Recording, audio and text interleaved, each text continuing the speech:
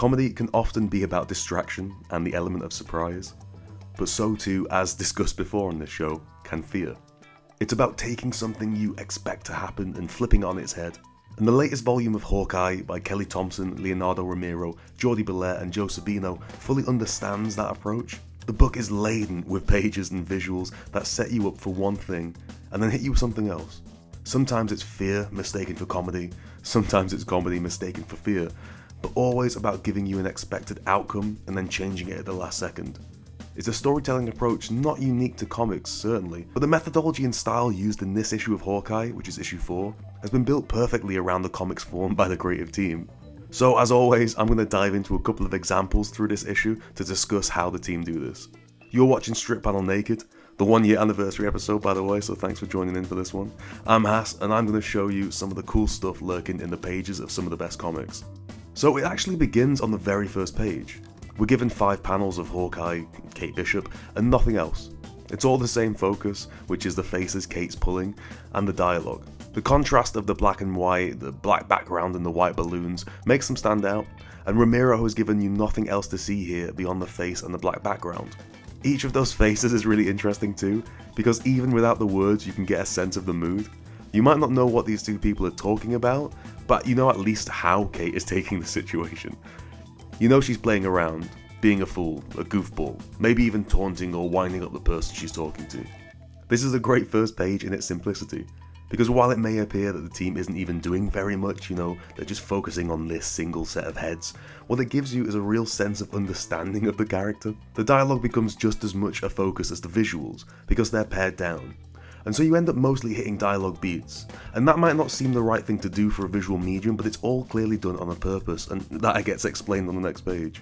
It's very reminiscent to me of the opening of Annie Hall, the Woody Allen film, which begins with a monologue by the central character straight to camera with a simple plain background. The purpose is to quickly get across who this is, what type of person they are, how they see the world.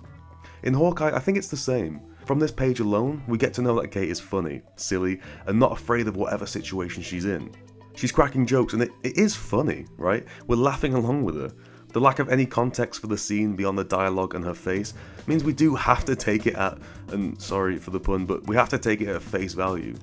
And this is where the first bit of distraction comes in. So Romero gives us that final panel, extended and bigger, serving as a page-turn cliffhanger for the audience, even letting the black run as a bleed panel and pulling us off to the right, inviting us to turn the page. And when we do, we get this. It's a large panel, huge sound effects, and a scream from the villain who has otherwise been absent from the opening visually. A villain we've been laughing at, in fact, along with Kate from that first page, who now is domineering, lunging over and whacking her with a huge force. That canted angle adds to the shock, like whoever's drawing this page is falling over from the hit, and there's a circular feel to the lines in the page. The fist through the body, through to Kate and the speed line, the spiral staircase pulling you straight back to that fist. It's like this page is designed to keep you trapped within its loop compared to the first one, which invited you to turn the page. Would this hit from the villain work as effectively as it does if, say, we'd previously established where Kate is, and already have her scared? Maybe, but we'd be expecting something of the sort though there, right?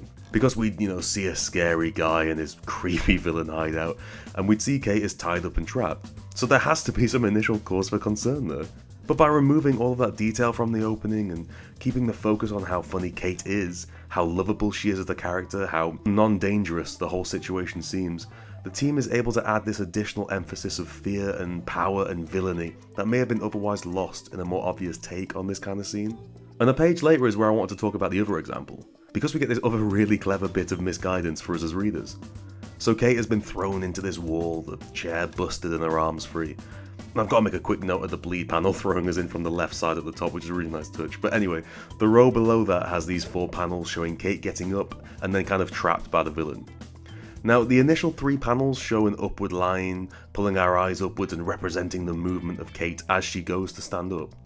So after 3 panels like that, we'd expect the 4th to carry on the same style, and this is where the team hits you with something different. The line of Kate standing up actually now runs straight into the villain, who's standing above her. Kate's line drops down, indicating that shift in power and positioning, and also nicely leading us as an eye line into the panel below. But that shift of understanding does catch us off guard.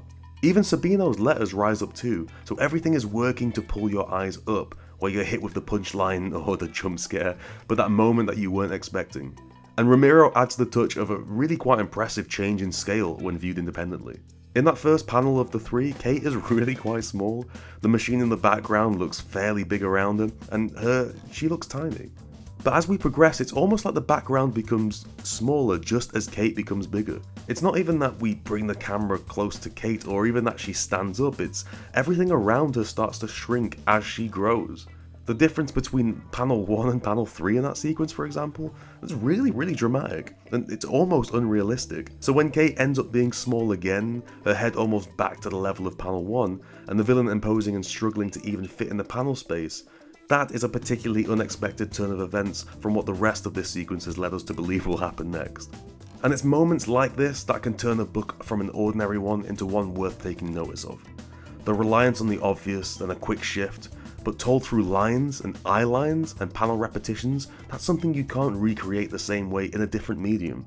I mean, sure, okay, you could replicate the intended feeling or the understanding, but you couldn't do this as they do it in any other visual medium. But it's because they're taking these elements that make comics so unique and interesting, and they're applying storytelling ideas that, yes, we've seen in other mediums, but they're taking them and building them to the strengths of comics, rather than just emulating them in mediocre or cheaper ways. And that's why it's worth celebrating little storytelling moments like this, because this is where comics come alive. Thanks for watching. Just a quick note to say that this is a day after the 1-year anniversary of Strip Panel Naked, of my very first video episode. I'd never expected to get to the amount of subscribers that we've got now. I never expected to have anywhere near the kind of response from you guys that we've seen, and it has been incredible. So I just want to take this moment to have a quick opportunity to say thank you very much for that. Thank you for making the work worth it, and I hope to at least carry on for another year and see what stories and comic books we can talk about in that time. If you're a fan of Strip Panel Naked, if you've been a fan of Strip Panel Naked, I'd love it if you would check out the Patreon, where for your support you can get access to tons of extra content. Loads of exclusive articles, loads of exclusive page annotations, and full interviews with some top creators that have been interviewed on the show. For more comics talk and analysis, you can follow me on Twitter at HassanOE, and finally hit subscribe to keep up to date with all the latest episodes, and I will see you next time.